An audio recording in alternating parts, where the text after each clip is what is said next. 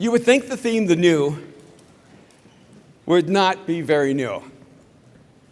But one of the great challenges in this space of faith is that so oftentimes we're much more captivated by the old than we are by the new. In fact, there's something about not just Christianity, but religions as a whole that it seemed to be better at holding on to the past than taking hold of the future. And so there's a tension sometimes because when we talk about the new, it seems so much of the conversations around faith are really about fear of the new and a romantic relationship to the old. I started doing some research just to remind myself what the struggle is, because one of the interesting things about something that's new is that once it's embraced, it becomes the old. And so something doesn't really stay new forever. And there are always different things I hear about realities that I have to go back and ask myself, is that really real? I think we probably all heard that every cell in our body regenerates every 7 years, and that's almost true. There are some cells in our body that regenerate every 4 or 5 days because they're connected to our stomach, and our stomachs demand the new. And there's some of our cells that take up to 10 years to renew, and then it seems that our brain cells do not actually renew, which is really disturbing. That the only part of us that actually gets older and older and older is our brain. But then there's some new research in neurogenesis that says maybe parts of the brain are new too. And I started thinking how strange it is that we are physiologically, biologically being made new all the time, whether we believe in God or not. No matter what our faith is, whatever our background is, whether we're Buddhists or Muslims or Catholics or Hindus or atheists or agnostics or just downright confused. All of us are being made new all the time. It's inherent in our genetic makeup. In fact, if you stop being made new, you die. But not right away. See, one of the things they've discovered is that when you die, it takes sometimes hours, if not days, for all your cells to die. And so if all of your cells have all the genetic composition of you, it means there's some of you that actually knows you're dead. Long after you're dead, just waiting to die.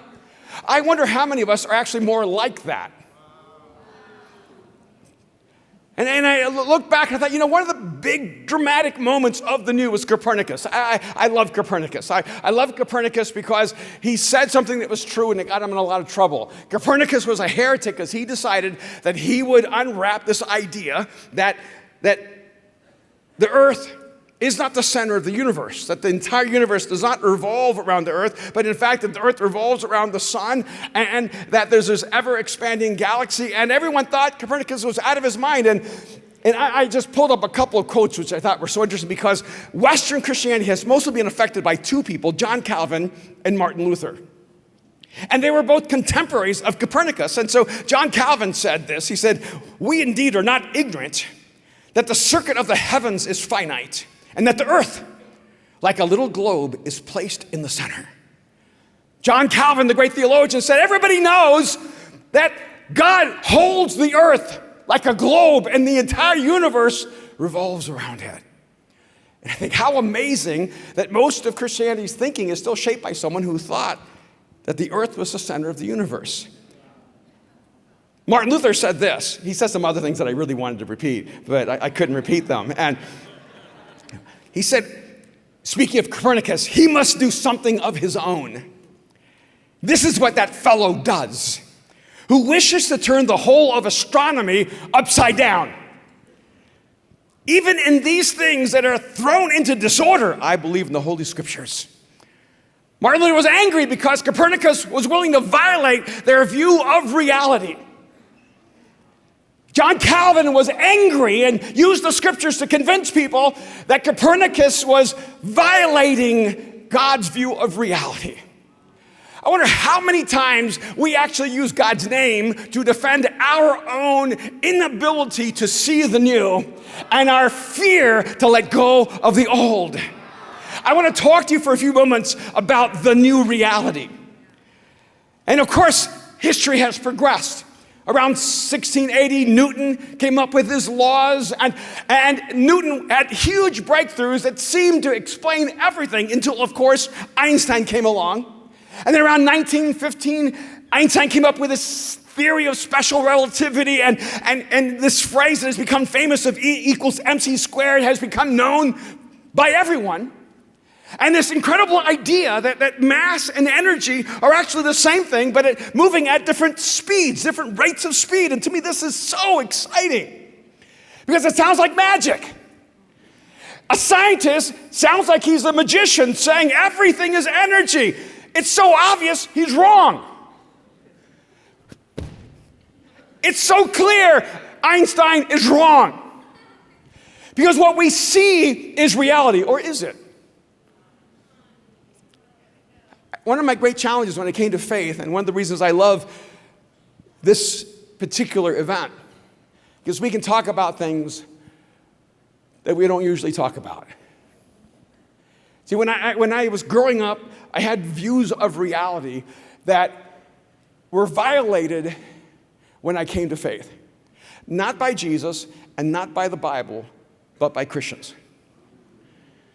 And I thought that I had to take all these different ideas and flatten them down so that I could think like a Christian. And one of the huge problems in our faith is that we think we're supposed to have big hearts, but small brains.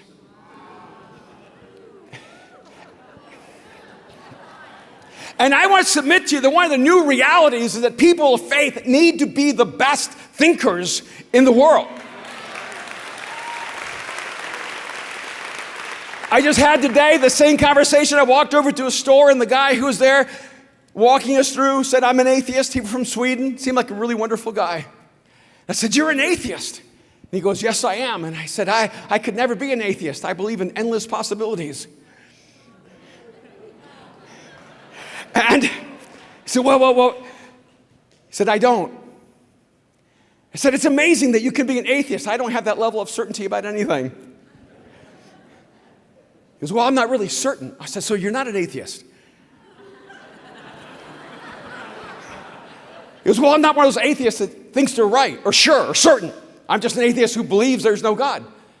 I said, "That's fascinating." And we just had this little brief conversation. I thought it to me is so amazing because, see, when I came to faith, I thought that my brain had to get smaller and smaller and smaller. My ideas had to get smaller and smaller and smaller. My imagination had to get smaller and smaller and smaller.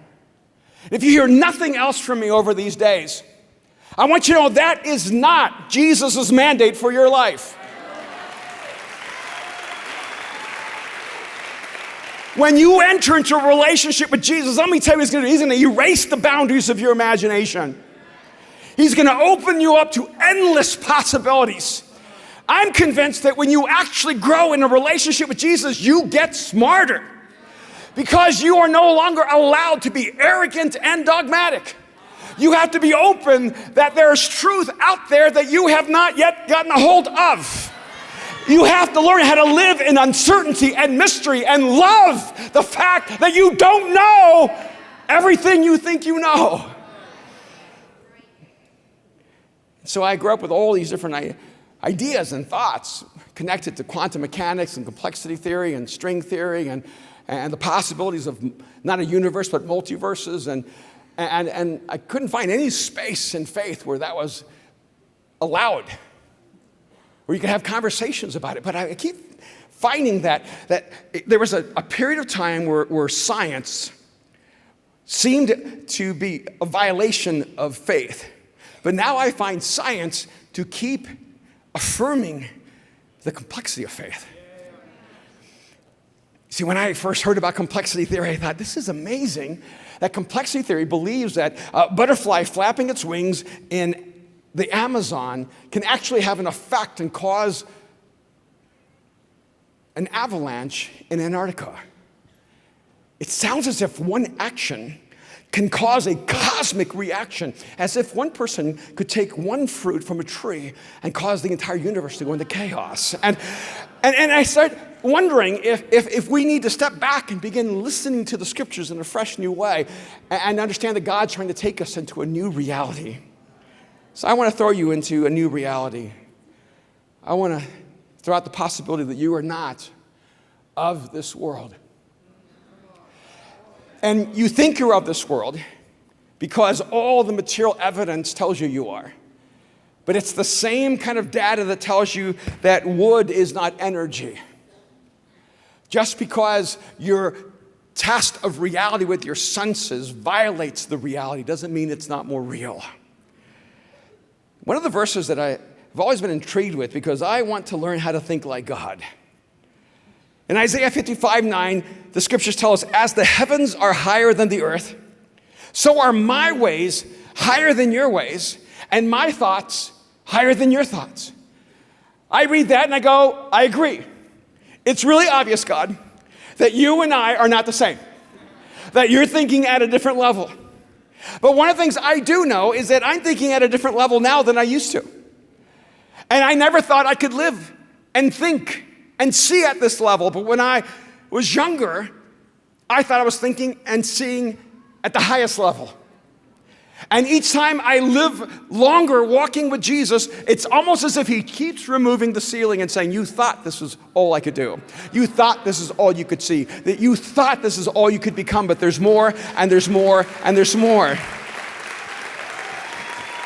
So I thought about this imagery as the heavens are higher than the earth. And the imagery can sometimes help us, and sometimes it can actually cripple us. You see, when we think about heaven and earth and hell, our ideas of heaven and hell are created out of a construct where we believe the earth was flat. And we thought the earth was flat, and so heaven is up and hell is down, and we're in the middle. I don't know if you've kept up with some of the recent advancements, but we've actually broken out of the atmosphere, have traveled into space, and heaven was not there. We've gone pretty far. We even found out not only that heaven was not there, but that Pluto is not a planet. We've made some incredible discoveries, and some of them have broken our hearts. And we thought that hell was down there. Except, where's down there except the center of the earth? Because now that it's round, down there is the other side of the earth. See, is it possible that our way of seeing reality has actually made us blind to the new reality? That heaven and earth and hell are not geographic locations separated by up and down, but they're textures of human experience. I want you to listen with me, because what I love about Jesus and what I think is so interesting about him is that he seems to constantly contradict himself. He says, I will never leave you or forsake you. I go, thank you. And then he says, and I'm coming back. I go, good. All right, we need you to come back. But if you only believe he's coming back, you may miss that he's actually here. And you only believe he's here, you may miss he's coming back. See, well, but Jesus is here, but he's also there. So you know how we explain that? Well, he's God. He can be here, there, and everywhere because that's how Jesus rolls. In Ephesians chapter 1, verses 18 to 21, it says, I pray that the eyes of your heart may be enlightened. We're going to come back to that. In order that you may know the hope to which you have been called, the riches of his glorious inheritance in his holy people, and his incomparably great power for us who believe. We're just getting started. That power is the same as the mighty strength he exerted when he raised Christ from the dead and seated him at the right hand in the heavenly realm, far above all rule and authority, power and dominion, and every name that is invoked, not only in the present age, but also in the one to come. So what we know from the scriptures is that Jesus, who is here, has also been raised and is seated at the right hand in the heavenly realms. So if we're going to believe what it actually says, we have to believe these two things, that Jesus is here right now and that he's seated in the heavenlies. We go, thank God, God can do that. But then I want you to read a parallel passage in Ephesians chapter 2, verse 4. It's in the same book, written by the same guy, so he knows what he just said. In Ephesians chapter 2, verse 4 to 10, and I may not read that far, but it says this: "But because of his great love for us, God, who is rich in mercy, made us alive in Christ." We'll come back to that. "Even when we were dead in transgressions, it is by grace you have been saved." Now listen, verse 6. "And God raised us up with Christ and seated us with him in the heavenly realms in Christ Jesus." Now you need to pay attention to the tenses, because it says that God took his power and raised Jesus from the dead and seated him at the right hand in the heavenly realms. And then he uses the exact same language to say, God has raised you up, he has raised me up, he has raised us up with Christ and seated us with him in the heavenly realms. So I've always wondered, is it possible for there to be multiple universes that coexist at the same time? Are they different universes with different species and different entities? Or are those universes parallel to us and there are 2 me's and 3 me's and 3,000 me and 10,000 me's? Or is it the same me in every single dimension? Haven't you thought about that? And I have wondered to myself, how is it possible that a God who is eternal steps into time and stays with us in time, but stays in eternity? And what does that imply for us? And maybe, just maybe, when you look at things like string theory, that there might be an infinite number of futures, it explains some of the possibilities of how God can be a sovereign God and a God who gives us free will. Because what if there are an infinite number of futures and God is in every single one of those futures? And when we make a decision, we eliminate some futures and we create other ones, but they're not too big for God because an infinite number of futures are small in comparison to an infinite God. I'm just sharing my thoughts with you. Because these are the things that drive me crazy and cost me sleep every night. But what I see here, what I know is this. So you can think I'm out of my mind, but this is not me. This is what the scriptures are saying. So you can say, Erwin, I think you're out of your mind. I don't agree with you, but you're going to have to go back and read this and decide for yourself if you can believe in this possibility that seems impossible, that you are here in this moment, but you are also seated in eternity with Jesus right now.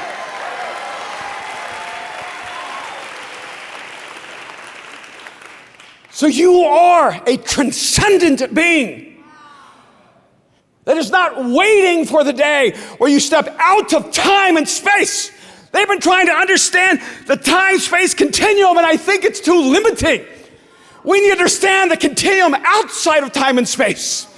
That in this moment, you are already in eternity with God. You are at 2 places at the same time. Like, yay.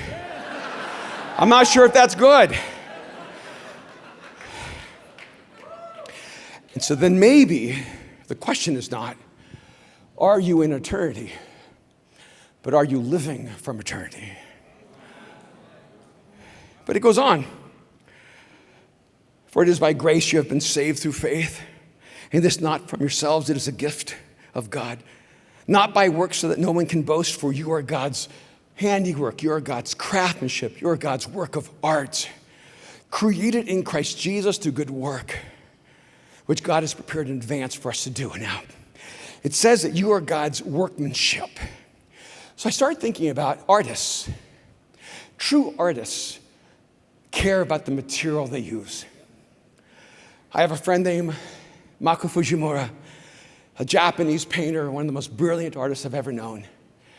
And he goes to Japan and uses a particular kind of parchment that can only be created by a very small number of old Japanese craftsmen. And this skill takes so long that when they die, that skill will be lost. And he'll never be able to recreate the same level of art in that particular genre.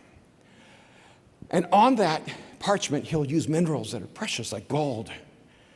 The colors explode off the canvas because of the quality of the material he uses. And yet we think that God, as an artist, is using decaying material in his artwork. What would motivate God in any way to keep trying to redesign us with the dead of us and not the live of us? If we are God's workmanship, we should pay attention to the material that now is in us. Because the first thing the artist does is he chooses his canvas and he chooses his material. And then he begins to design his masterpiece. And I want to submit to you that you have material in you that is eternal. In Colossians 3, the same rhythm exists again. Verse 1. Since then, you have been raised with Christ. See, he's assuming this. I hope you get this now. He says, since then, you have been raised with Christ. See, if you don't understand this, nothing else is going to make sense to you. Since then, you have been raised, and you think, oh, but that's like a metaphor. We've been raised back to life. No. It says you were raised into the heavenly realms. You were taken out of time and space. You are no longer confined to the reality of this brokenness. You are now a citizen of eternity, and you can access that in time and space. Since then, you have been raised with Christ. Set your hearts on things above. Above where? Mars? Set your hearts on things above where Christ is, seated at the right hand of God. It says, set your hearts on things above, but they're only accessible in the heavenly realms if you're seated with Jesus there. See, if you choose to act like you are bound to this world, you will be bound to this world. If you choose to act like a prisoner of time and space, you will be a prisoner of time and space.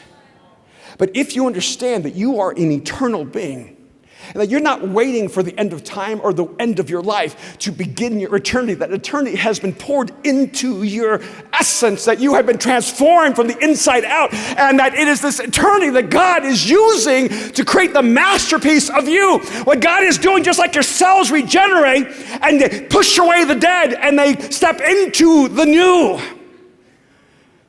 God is pushing out the old you and recreating you from the inside out.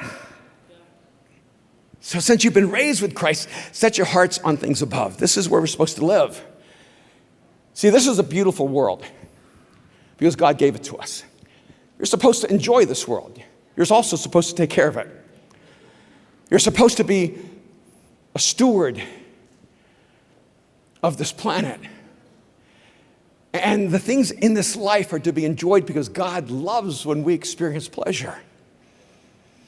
But what you need to realize is that you're not supposed to be confined or limited by the realities of this world. You're supposed to access the things from above. Then he says, set your minds on things above. Again, not on earthly things. Why? For you died, and your life is now hidden with Christ in God. For when Christ, who is your life, appears, then you will appear with him. Do you hear what he's telling you? You are already drenched in the glory and wonder and presence and beauty and power of Jesus. But if you want to act like you're just this earthly being confined to time and space, then God will let you. But if you realize that you have already stepped into the reality of eternity, you just need to unlock it and unleash it. And this is what's beautiful. You see, the metaphor, when God talks about heaven and he talks about earth, he shifts and he says, I want to talk to you about life. Because heaven is not a place. It's a space that is filled with the presence of God. And when you're alive, you are eternal. For you died, and your life is now hidden with Christ in God. When Christ, who is your life, appears, you will appear with him. Why? Because you're already with him. Have you realized that the new is already you? Have you come to embrace that you are the new. Stop waiting for the new to come. Step up and be the new, for it has come. And we are supposed to be the declaration of life. That the new is available for every person who gets sick of the old. I don't know about you, but I'm done wasting one more minute dying. I'm going to spend every minute living.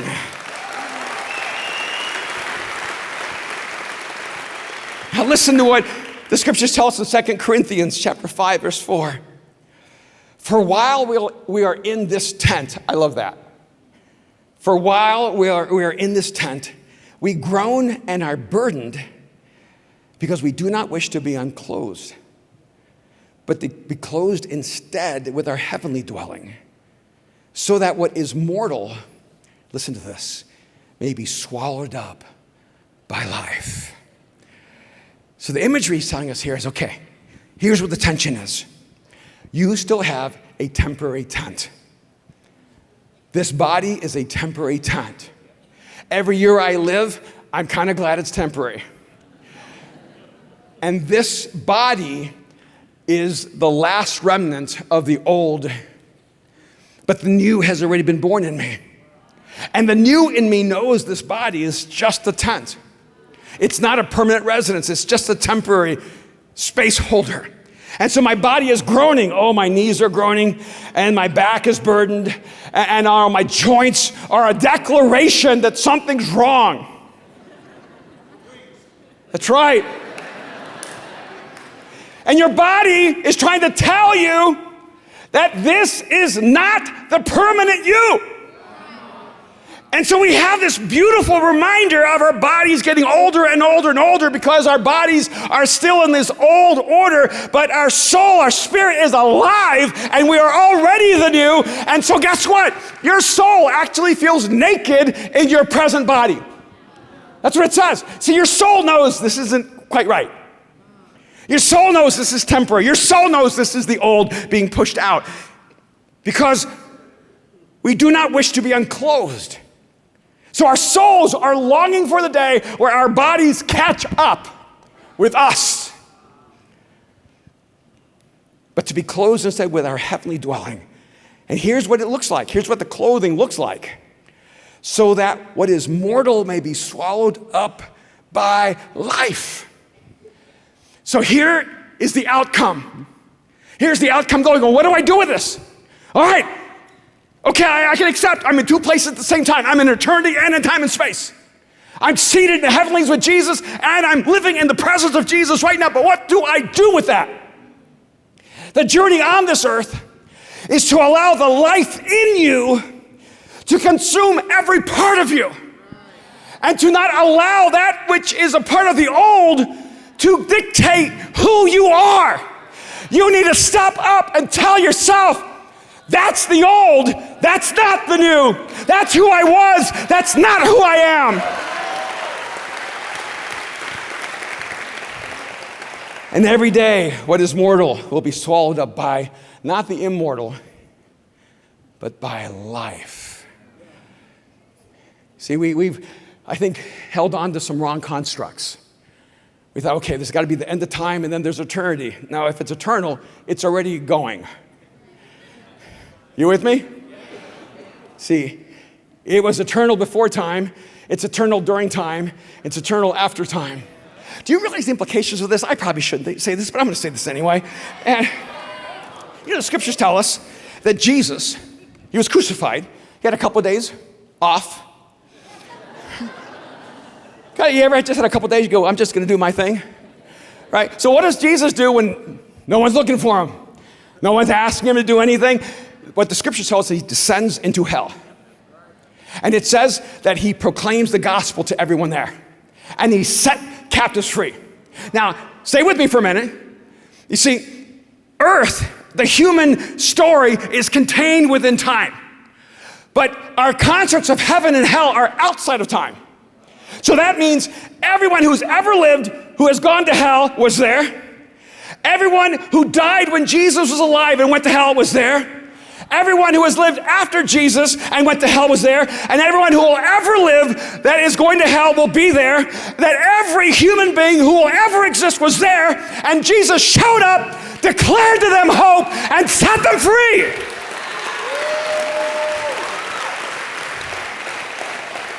And I know people have free will and they have choice. But I'm kind of thinking, I was pondering in my mind, there was a time where people didn't believe the Americas existed. You know that? That's why Native Americans are called Indians. My grandfather from El Salvador told me when you go to the States, they're going to call you an Indian. They're going to call you an Indian because a man came across Europe, landed on the wrong continent, was confused. Don't let someone else's mistakes define you. And so, but just because you didn't believe the Americas existed didn't mean they did not exist. See, someone may not believe Africa existed, but it existed. But let's say you went on a trip, on a ship in the 1500s, and the ship got blown off course, and you landed in America, and there was an In-N-Out burger, and you went, oh, it really exists. See, it's a lot easier to convince someone who's there that it's real.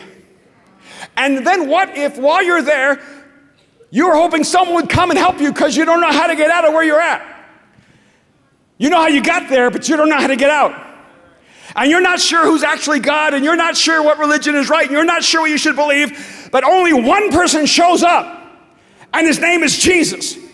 And he declares freedom to you. And he says, I know you earned this, I know you deserve this, I know you chose this, but I came down here because I'm not giving up on you, so get out of here right now. See, why do we keep limiting God to time and space when God is eternal and so is his love? These are just thoughts that I think we should consider. Because as I've stepped into a relationship with Jesus, I've experienced something shift inside of me. I find myself less and less comfortable with living as if I'm a species contained in time and space. And I find it so much more natural to live my life as if I'm spirit, transcendent, connected to the creator of the universe, and have access to life. You do not have access to a lower grade of life than you will have in eternity. Jesus only gives one kind of life. It's life. The question is not, is Jesus giving you a lesser life to survive this life? The question is, are you satisfied with a lesser life in this life? Or maybe it's time to say, Jesus, I believe you are life. And I am convinced that you have transformed me and that you have erupted life within me. I believe that the material inside of me is called life. And that life is transcendent. It cannot be stopped by death, so I don't have to worry about death. It cannot be contained by time, so I don't have to be limited by time. It cannot be contained by space, so I don't have to act like I'm a victim to space. I know I'm alive, and you have to decide how much of that life will you access and take a hold of. I want all the life that God has for me. How about you?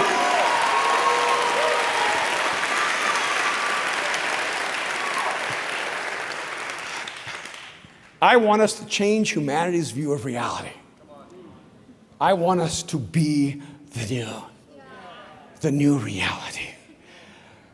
When I was a kid, because I was, messed up, I actually came to a point where I convinced myself I was from another planet.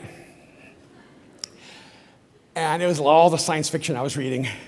Never seen a Bible, but I read a lot of Robert Heinlein and Isaac Asimov and all those guys. And I used to run away a lot. I would go out to fields and I would look at the stars in the middle of the night and I would just scream. I would just beg whoever left me here to come back and get me. I convinced myself that I was like a social experiment, that my species was trying to see if we could integrate with humans. And I wanted to let them know, no, it doesn't work. And we don't work with humans. And we look like them. we move like them, we have a lot of features like them, but I just knew that whatever species I was, it couldn't be this one, because I felt so disconnected and alone and broken and empty. And I realized what was happening is my soul didn't know how to translate the fact that I knew I was dead. And I was existing. And if I accepted this as the only reality that there was, I would die never having lived. See, that's why Jesus came. He didn't come to make you a better person. He came to make you a new human. And you'll never step in the fullness of who Jesus longs for you to be if you don't realize you are not of this world. That's why the scriptures tell us that you are an alien and a stranger in this world. Because you've been redesigned with new material. And I don't know what your old material looked like, but don't let anyone tell you you still are who you were. You need to go back home, look in the mirror and go, I look the same on the outside, but it's all new material on the inside.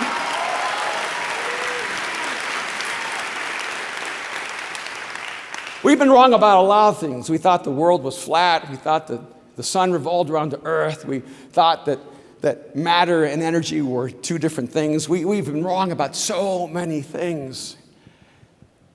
And we've also been wrong about what it means to be human.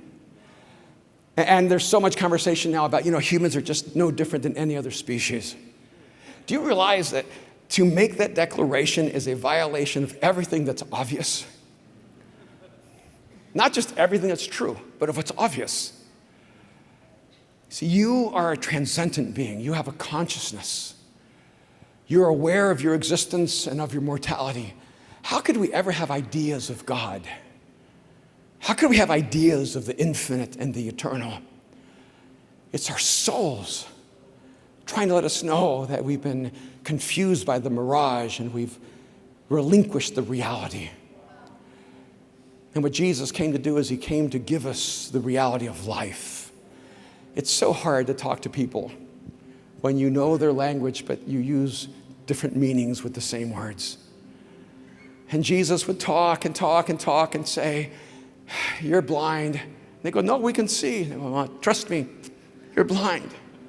I say, oh, Jesus, he doesn't get it. We can see. Jesus says, you're dead. Go, no, we're alive. No, you're saying, you're dead. Oh, no, we're alive. Okay. It's all the words. You see, we have taken all the words that God gave us in our search for meaning, in our search for our intention, in our search for our connection to God, and we've diminished those words. Are you really living? Or are you just existing? Are you surviving? Are you bound by the old? I remember years ago when I was in Beverly Hills when I was working on some film projects, and I had a chance to maybe sell a film, and I had this guy, they said he was going to finance it, and you know how that goes. So I drove up to Beverly Hills to his 40 acres, and there was a gated, I didn't know that somebody could have that many acres in Beverly Hills, and there was a gated road, and I had to get past the gated road and go down another road and get to his house, while we were there, I was really nervous, and he walks in and goes, you got 30 minutes. I have a meeting with CAA. He was not warm. He was not kind.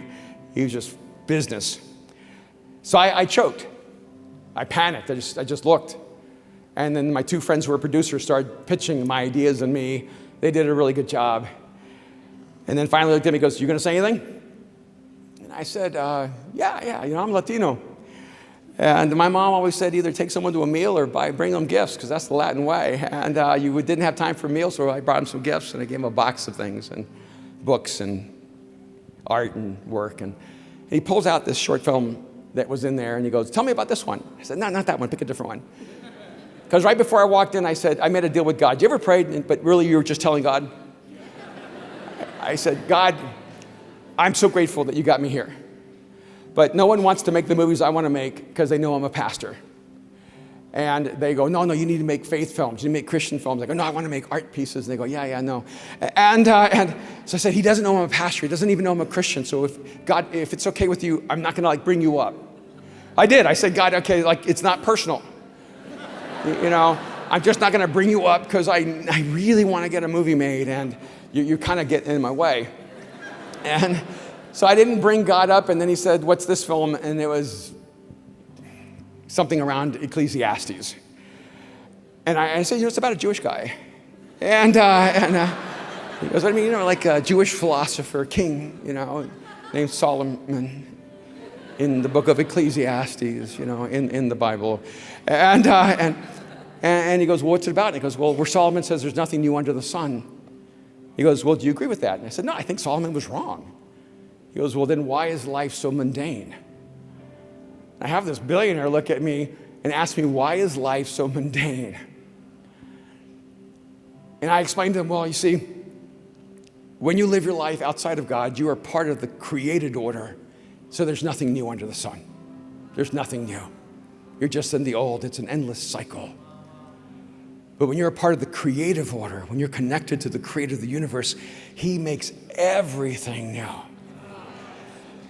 And he goes, can you come back tomorrow? And I said, to talk about my film? He said, no, I probably won't finance one of your films, but I'd like to talk more about this. So I said, sure. So I went home and came back the next day because, I don't do anything. I don't work, right? So I just go up to Beverly Hills and we start walking, and he explains to me he has a volleyball court where all these famous actors play volleyball every Saturday. He never invited me. And then as we're walking, he goes, you want to know why I asked you to come back? I said, sure. I'd like to know that. And he said, when I walked in, you had an unexplainable peace that I've been searching for all my life. I just wanted to know, where did you find that peace? I thought it was so funny. I was terrified. I was nervous. I was anxious. And all he experienced was peace. You know why?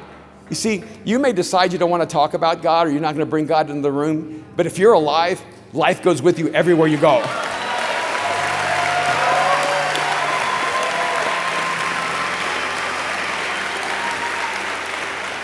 So I am so excited to be here with you tonight. But I want you to know this is not my better vantage point. Right now, in this moment, I am seated in the heavenlies. At the side of Jesus, I have complete access to life. I have everything God has ever hoped for me, wanted for me, promised me. It's all mine. And that me that is in eternity is wondering why the me that's in time and space is acting as if I'm trapped in time and space. I want to change your view of the time-space continuum. You are an eternal creature. You have already connected to the creator of the universe. You are transcendent. You are already the new. Now stop acting like the old and let the new begin.